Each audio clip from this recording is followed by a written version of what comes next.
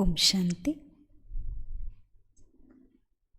బ్రహ్మ ముహూర్త సమయం అంటే అమృత వేళ గురించి మనం కొన్ని విశేషతలు తెలుసుకున్నాం. ఈరోజు మరికొన్ని విశేషతలు తెలుసుకుందాం. అమృత వేళ అంటే చాలా విశేషమైనటువంటి సమయం. ఎలా అయితే శారీరకంగా కూడా శరీరం ఆరోగ్యంగా ఉండేటందుకు వ్యాయామం చేస్తారు, అలాగే అమృత వేళ మనం కూడా ఆత్మిక వ్యాయామం చేయాలి. శారీరక వ్యాయామం ద్వారా శరీరానికి ఆరోగ్యం, శక్తి ప్రాప్తిస్తాయి.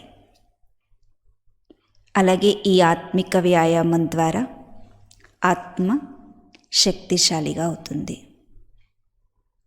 ఈ సమయంలో మనం చేయవలసిన వ్యాయామం అశరీరి స్థితి యొక్క వ్యాయామం. ఈ శరీరానికి అతీతంగా అయిపోయేటువంటి అభ్యాసం చేయాలి. నేను పరంధామ నివాసిని, అవతరిత ఆత్మను అనేటువంటి స్థితులే ఈ శరీరానికి అతీతమైన స్థితిని అనుభవం చేసుకోవాలి.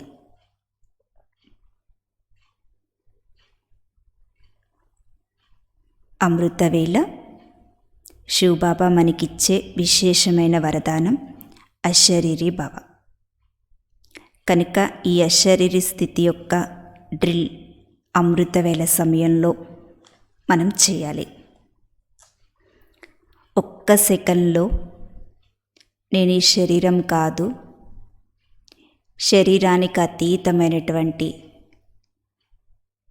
జ్యోతిర్బిందు స్వరూపమైన ఆత్మను అని సంకల్పం చేయగానే ఆ స్థితి మనకి అనుభవం కావాలి. ఈ ఆత్మిక డ్రిల్ బుద్ధి ద్వారా చేయాలి. ఇప్పుడిప్పుడే పరంధామ నివాసి అయిపోవాలి. ఇప్పుడిప్పుడే సూక్ష్మ అవ్యక్తవతన ఫరిస్తాగా అయిపోవాలి. ఇప్పుడిప్పుడే సాకార కర్మేంద్రియాల్ని ఆధారంగా తీసుకుని కర్మయోగి అయిపోవాలి. ఈ వ్యాయామం చేస్తూ ఉండాలి.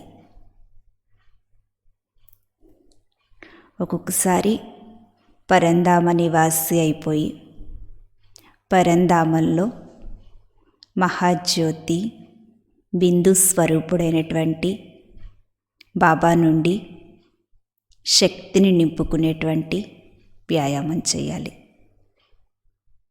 ఒక్కొక్కసారి ఈ శరీరానికి అతీతంగా నేను ఫరిస్తాను, దేవదూతను. ఫరిస్తా అంటే దేహము, దేహ సంబంధాలు, దేహ ప్రపంచం ఏది మనల్ని ఆకర్షించకూడదు. ఇలా ఫరిస్తాగా అయిపోయి చాలా తేలికగా ఎగిరిపోవాలి. మరలా అవసరమైనప్పుడు ఈ శరీరంలోకి అవతరించి శరీరాన్ని ఆధారంగా తీసుకుని కర్మ చేస్తూ బాబాని స్మృతి చేసేటువంటి వ్యాయామం చేయాలి. ఇలా ఈ వ్యాయామం అనేది ఏంటంటే సంకల్పాల ద్వారా, బుద్ధి ద్వారా చేసేది.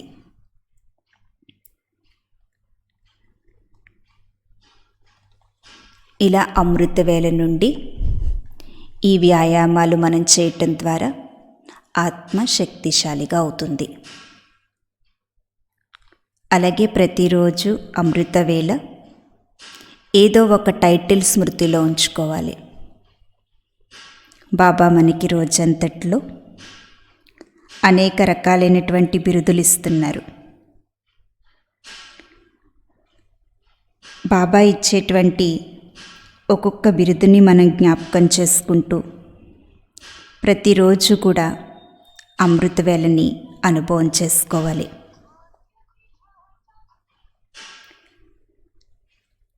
ఎప్పుడైతే బాబా ఇచ్చేటువంటి ఆ టైటిల్స్ని జ్ఞాపకం చేసుకుంటూ ఉంటామో అప్పుడు బుద్ధి శక్తిశాలిగా అయిపోతుంది.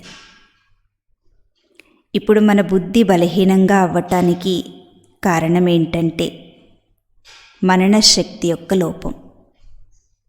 కనుక ప్రతిరోజు అమృతవేళ లేవగానే బాబా ఇచ్చినటువంటి ఒక విశేషమైనటువంటి టైటిల్ బిరుదుని మనం జ్ఞాపకం ఉంచుకోవాలి.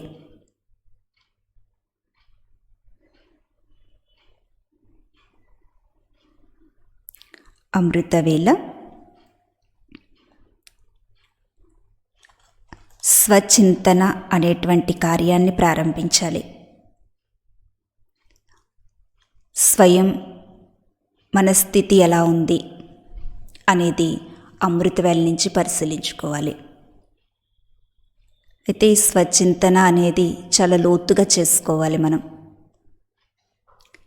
పైకి పరిశీలించుకోవటం కాదు, చాలా లోతుగా పరిశీలించుకోవాలి. అలాగే దృఢ సంకల్పం పెట్టుకోవాలి. స్వయాన్ని నేను పరివర్తన చేసుకోవాలి, బాప్ సమానంగా కావాలి అనేటువంటి దృఢ సంకల్పం పెట్టుకోవాలి. ఆ దృఢ సంకల్పాన్ని పరిశీలించుకుంటూ ఉండాలి. అప్పుడు మనకెప్పుడు కూడా పురుషార్థంలో సోమరితనం రాదు.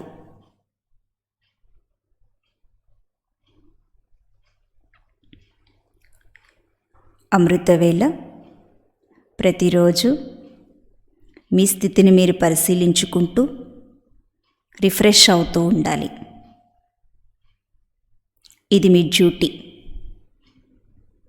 స్వయం యొక్క స్థితిని పరిశీలించుకుని మనం ఎంత ముందుకెళ్తున్నాం, మనలో ఏమైనా బలహీనతలు లోపాలు ఉండిపోయినవా,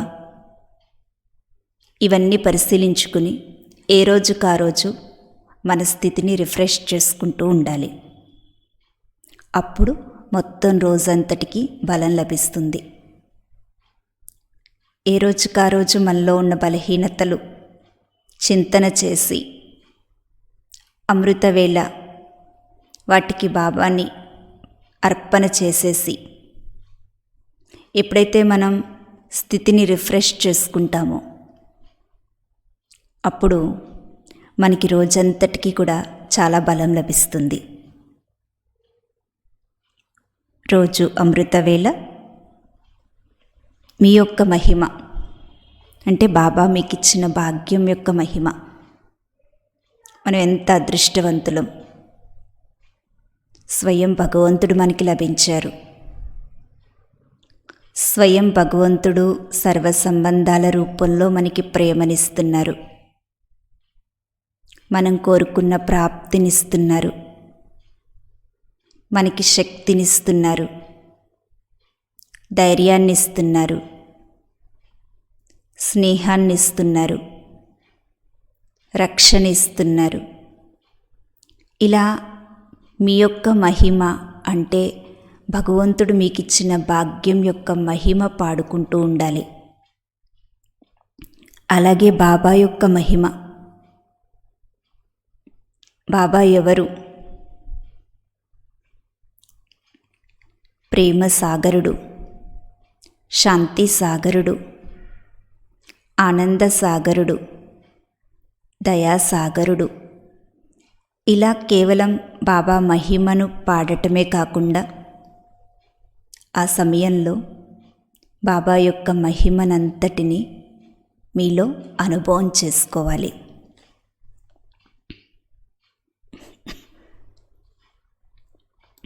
అలాగే మీ కర్తవ్యం యొక్క మహిమ, వీటిని మాటి మాటికి రివైజ్ చేసుకుంటూ ఉండాలి.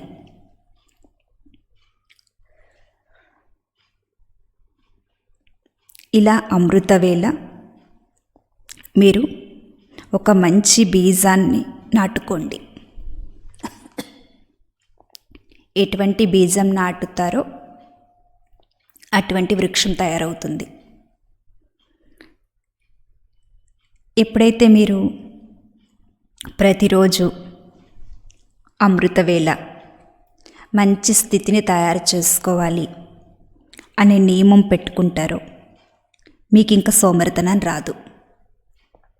దృఢ సంకల్పం పెట్టుకోవాలి. మనం ఎలాగైనా అమృతవేళ సమయంలో నా స్థితిని నేను మంచిగా తయారు చేసుకోవాలి, స్వస్థితిని ఈరోజంతా మంచిగా ఉంచుకోవాలి. ఎప్పుడైతే మీరు ఇలాంటి నియమం పెట్టుకుంటారో అప్పుడు మీకు ఆ సమయంలో అసలు సోమరితనం అనేది రాదు. మరలా అమృతవేళ మీరు పెట్టుకున్న నియమాన్ని రివైజ్ చేసుకోండి. దానితో పాటు ఈ సోమరితనం పోవాలంటే మాటికి ధ్యాస పెట్టుకోండి. మీపై మీరు ధ్యాస పెట్టుకోండి. కఠినమైన నియమాన్ని పెట్టుకోండి. నా స్వస్థితిని నేను మంచిగా చేసుకోవాలి, ఈ సమయంలో బాబా యొక్క శక్తిని అనుభవం చేసుకోవాలి. ఇలా ఒక కఠినమైనటువంటి నియమాన్ని అమృతవేళ పెట్టుకోండి. అప్పుడు మీకు సోమరితనం అనేది సమాప్తి అయిపోతుంది.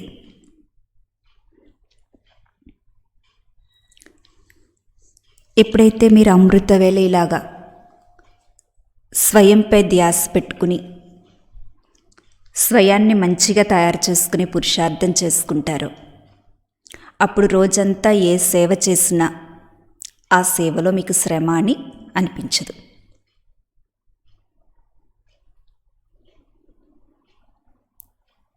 అమృతవేళ నుండి సదా ఒకే సంకల్పం పెట్టుకోండి. ఏ మాట మాట్లాడినా, ఏ కర్మ చేసినా కర్మయోగి అయి చెయ్యాలి. బాబా స్మృతి లేకుండా నేను ఈరోజు ఏ సంకల్పం చేయకూడదు, ఏ మాటలు మాట్లాడకూడదు. ఇలాంటి నియమాన్ని పెట్టుకోండి. అలాగే అమృతవేళ నుండి మీ నడవడికని పరిశీలించుకోండి. దృష్టి, స్థితి ఏకీరసంగా అలౌకికంగా ఉందా? ఎప్పుడైతే మనం ఆదికాలమైన అమృతవేళలో స్వయం భగవంతుణ్ణి కలుసుకుంటున్నాం, భగవంతుని యొక్క ఆత్మిక శక్తిని పొందుతున్నాము అంటే రోజంతా మన నడవడికలో ఆ ఏకీరస స్థితి, అలౌకిక స్థితి కనిపించాలి. మన ముఖం సదా సంతోషంగా ఉండాలి. మరి ఇటువంటి స్థితి మనకుంటుందా లేదా అనేది మనం ప్రతిరోజు పరిశీలించుకోవాలి.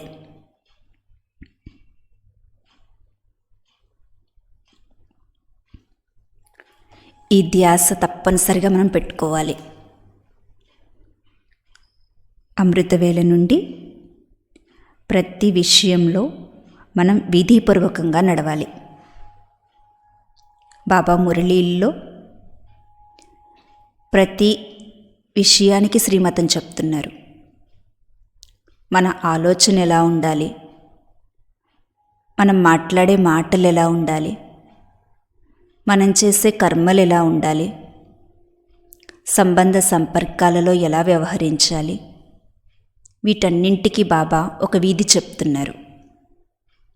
ఎప్పుడైతే మనం అమృతవేళ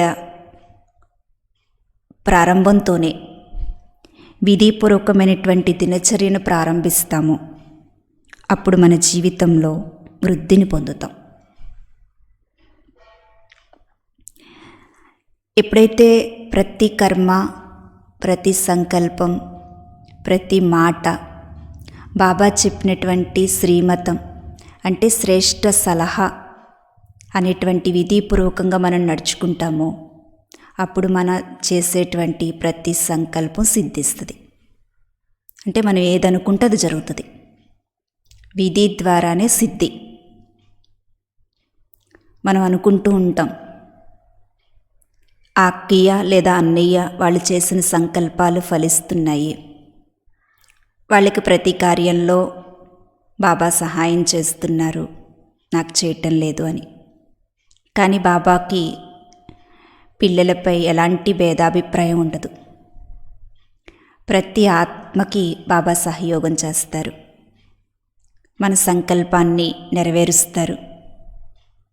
కానీ ఎందుకు తేడా వస్తుంది అంటే మన యొక్క వీధిలో తేడా వస్తుంది.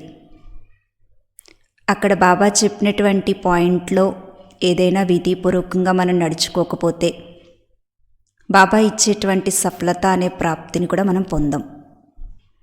కనుక ఏ కార్యంలోనైనా మనకి సఫలత రావట్లేదు, వృద్ధి అవ్వట్లేదు అంటే అక్కడ మన స్థితిలో ఏం లోపముందో మనకు మనమే పరిశీలించుకోవాలి. ఇలా అమృతవేళ నుండి రాత్రి వరకు మనస, వాచ, కర్మన, సంబంధ సంపర్కాలు అన్నింటిలో బాబా చెప్పినటువంటి విధిపూర్వక జీవితాన్ని మనం గడపాలి.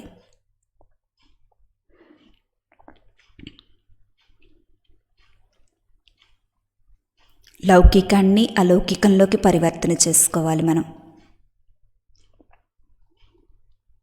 ఎప్పుడైతే మీరు అమృతవేళ చాలా ప్రేమతో స్వయం భగవంతుణ్ణి కలుసుకునేటందుకు నేను ఇప్పుడు అవతరిత ఆత్మగా ఈ భూమిపై అవతరిస్తున్నాను అని బాబా చెప్పినటువంటి శక్తిశాలి సంకల్పంతో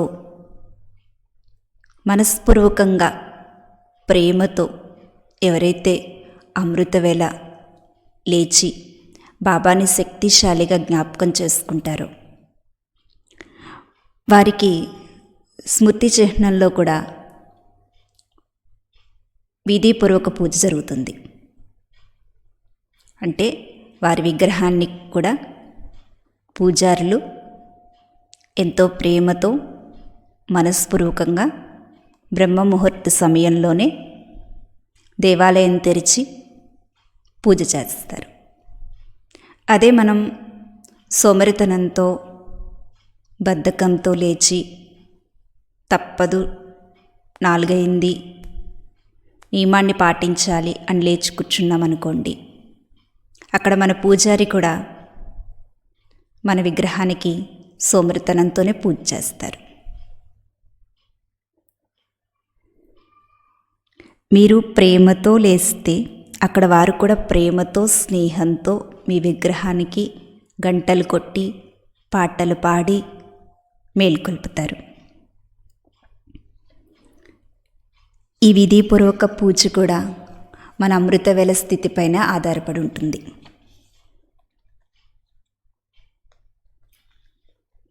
స్మృతి కూడా విధిపూర్వకంగా ఉండాలి.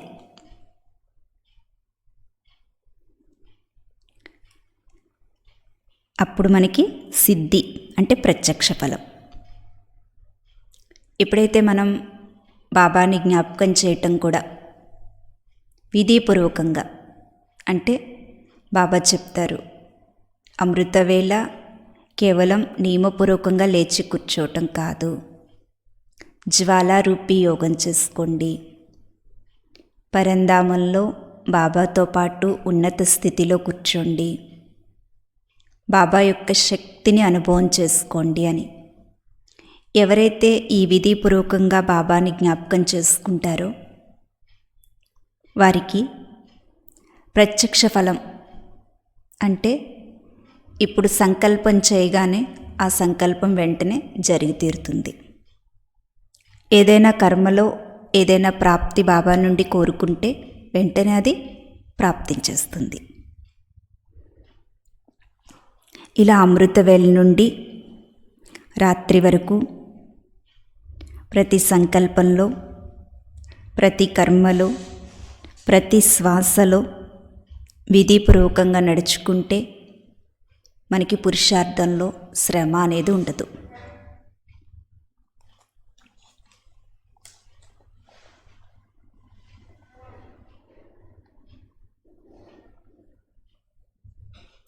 అలాగే అమృతవేళ మనం మన స్థితిని కూడా పైకి కాదు, చాలా లోతైన రూపంలో పరిశీలించుకోవాలి. తిరిగి మరలా అటెన్షన్ పెట్టుకోవాలి.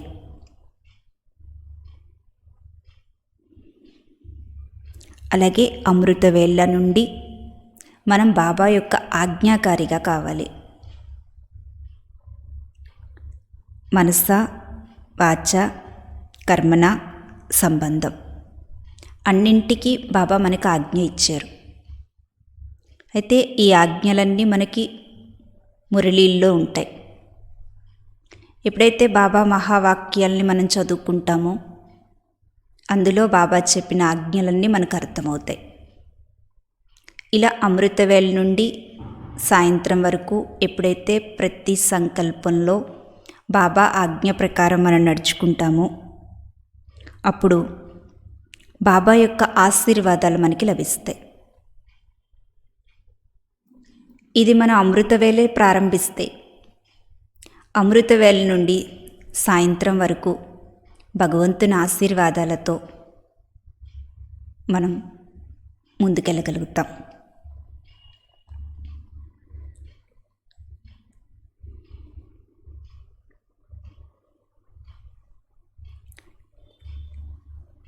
ఇలా ఎప్పుడైతే మనం శక్తిశాలిగా బాబాని జ్ఞాపకం చేసుకుంటామో అప్పుడు ఆత్మకి పూర్తి శక్తి అనుభవం అవుతుంది. అమృతవేళ పరంధామంలో బాబాని ఉన్నత స్థితిలో అనుభవం చేసుకోవాలి. కానీ ఒక్కొక్కసారి మీరు తెలియకుండా నిద్రాలోకంలోకి వెళ్ళిపోతున్నారు. దాన్ని కూడా శాంతి అనుకుంటున్నారు. శాంతిధామంలో శాంతిని అనుభవం చేసుకోమని భగవంతుడు చెప్తుంటే మాయా నిద్రాలోకంలోకి తీసుకెళ్ళిపోయి దాన్ని శాంతిగా అనుభవం చేయిస్తుంది. కనుక చాలా ధ్యాస పెట్టుకోవాలి. అమృతవేళ ఒక స్లోగన్ జ్ఞాపకం పెట్టుకోండి. సదా ఉత్సాహ ఉల్లాసాలతో మనం ఎగురుతూ ఉండాలి. ప్రతి ఒక్కరిని ఎగిరింపచేయాలి. ఎలాంటి పరిస్థితులు వచ్చినా మనం భయపడకూడదు, వాడిపోకూడదు, అలజడి అవ్వకూడదు. సదా ఉత్సాహ ఉల్లాసాలతో ఉండాలి, ఎగిరిపోతూ ఉండాలి. ఈ ఉత్సాహ ఉల్లాసాలు అనేవి ఒక రెక్కలు. కనుక ఈ ఉత్సాహ ఉల్లాసాలనే రెక్కలతో మనం ఎగురుతూ ఉండాలి. ధైర్యహీనంగా, బలహీనంగా, దుఃఖీగా ఉన్న ఆత్మలకి ఈ రెక్కలనిచ్చి ఎగిరింపచేయాలి. ఈ సూక్తి మనం జ్ఞాపకం పెట్టుకోవాలి. ప్రతిరోజు అమృతవేళ బాబాతో శక్తి నింపుకున్న తర్వాత పురుషార్థంలో రోజంతా శక్తిశాలిగా ఉండేటందుకు ఏదో ఒక జ్ఞానం యొక్క పాయింట్ మీ ఎదురుగా పెట్టుకోండి. యోగం చేసుకున్న తర్వాత బాబా మురళి తీసి ఆ మురళిలో మీకు ఏదైతే పాయింట్ మనసుకి టచ్ అవుతుందో ఆ పాయింట్ జ్ఞాపకం పెట్టుకోండి. అయితే బుద్ధిలో మనకి జ్ఞాపకం ఉండకపోవచ్చు, నిరంతరం రాసుకోండి. రోజంతా మురళి అంతా మనకి గుర్తు లేకపోయినా ఒక్క పాయింట్ చాలు.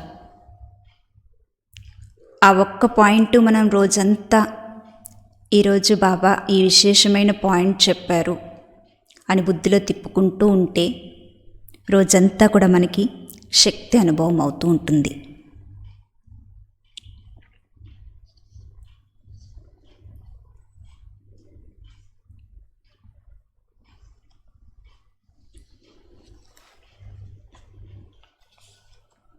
అమృతవేళ విశేషంగా మీ సూక్ష్మ శక్తుల్ని కూడా పరిశీలించుకోండి. మనస్సు అంటే సంకల్ప శక్తి ఎలా ఉంది, బుద్ధి అంటే నిర్ణయ శక్తి ఎలా ఉంది, వెనుకటి వర్తమాన శ్రేష్ఠ సంస్కారాలు ఎలా ఉన్నాయి, ఈ 3 సూక్ష్మ శక్తుల్ని కూడా అమృతవేళ పరిశీలించుకుని స్వరాజ్యాధికారిగా ఎంతవరకు ఉన్నాను నేను, మాయకి వశం అవటం లేదు కదా, ఇది కూడా పరిశీలించుకోండి.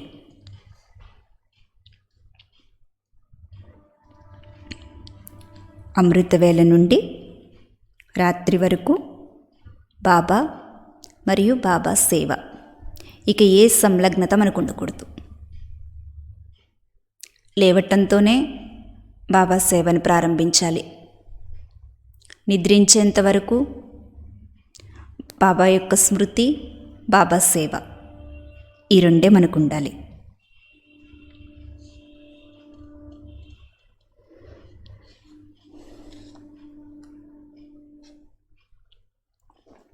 ఇలా అమృతవేళ ఆత్మ యొక్క టైం టేబుల్ తయారు చేసుకోండి. ఎలాగైతే శరీరానికి ఈ సమయానికి పని చేయాలి, ఈ సమయానికి పడుకోవాలి, ఈ సమయానికి అక్కడికి వెళ్ళాలి అని ఒక దినచర్యను సెట్ చేసుకుంటాము, అలాగే ఆత్మకి దినచర్య సెట్ చేసుకోండి. మనస్సు బుద్ధిని ఏ స్థితిలో స్థితులు చేయాలో ఆ ప్రోగ్రాం సెట్ చేసుకోండి. స్థూలంగా శరీరానికి పనుల యొక్క ప్రోగ్రాం సెట్ చేసుకుంటాం, ఆత్మకి స్థితి అనే ప్రోగ్రాం సెట్ చేసుకోవాలి.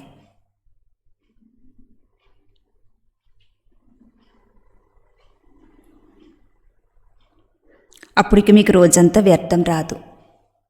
మీరు వ్యర్థ సంకల్పాల్లోకి వెళ్ళిపోతున్నారు, వ్యర్థంగా సమయాన్ని పోగొట్టుకుంటున్నారు, వ్యర్థ మాటలు మాట్లాడుకుంటున్నారు అంటే మీరు ఈ మనస్సు బుద్ధి యొక్క దినచర్యను సెట్ చేసుకోవట్లేదు. కనుక ఆది కాలమైన అమృతవేళలోనే మీ ఆత్మిక దినచర్యను సెట్ చేసుకోండి.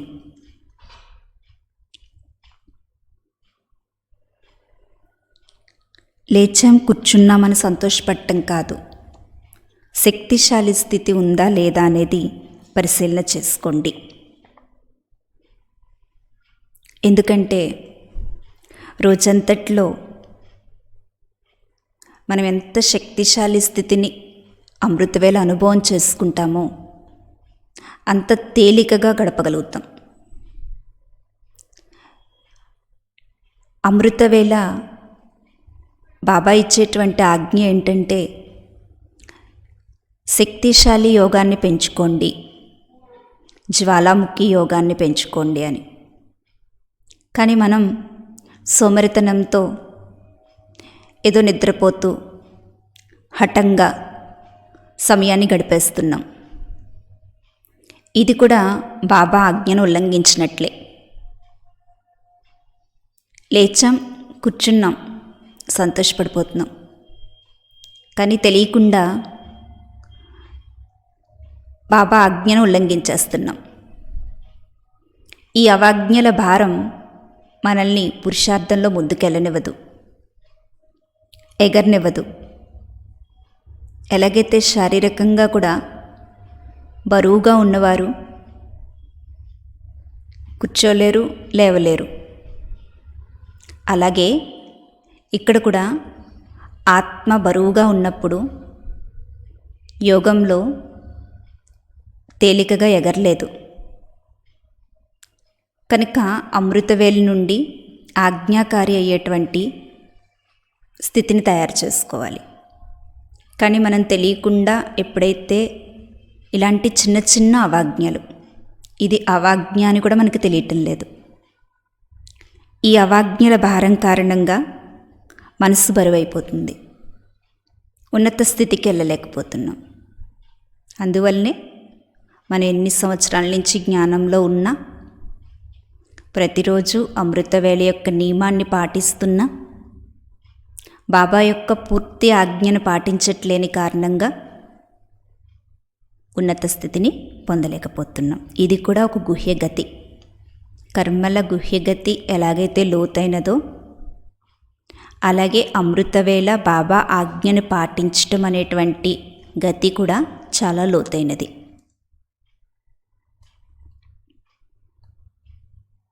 అమృతవేళ మీ పురుషార్థంలో ఉన్నతి యొక్క ప్లాన్ తయారు చేసుకోవాలి.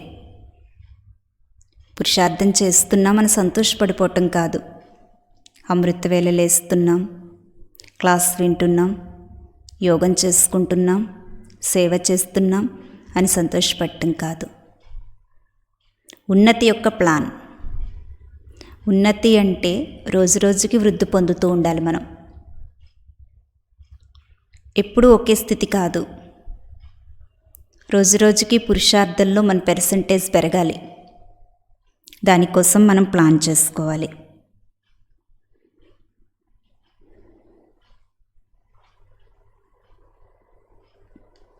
కనుక పరిశీలన, చెకింగ్ మరియు అటెన్షన్, ఈ రెండింటిపై ధ్యాస పెట్టండి.